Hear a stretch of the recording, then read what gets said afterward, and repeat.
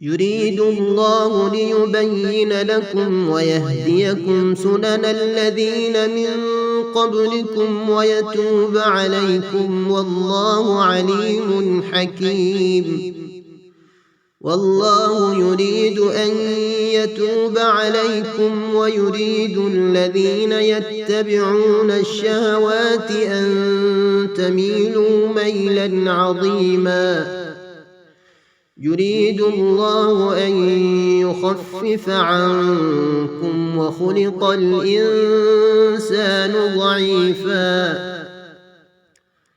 يا أيها الذين آمنوا لا تأكلوا أموالكم بينكم بالباطل إلا أن تكون تجارة عن تراض منكم ولا تقتلوا أنفسكم إن الله كان بكم رحيما.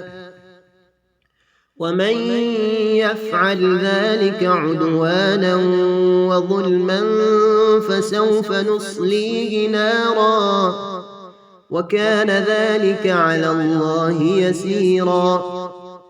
إن تجتنبوا كبائر ما تنهون عنه نكفر عنكم سيئاتكم وندخلكم مدخلا كريما. ولا تتمنوا ما فضل الله به بعضكم على بعض. للرجال نصيب مما اكتسبوا وللنساء نصيب مما اكتسبن واسألوا الله من فضله إن الله كان بكل شيء عليما.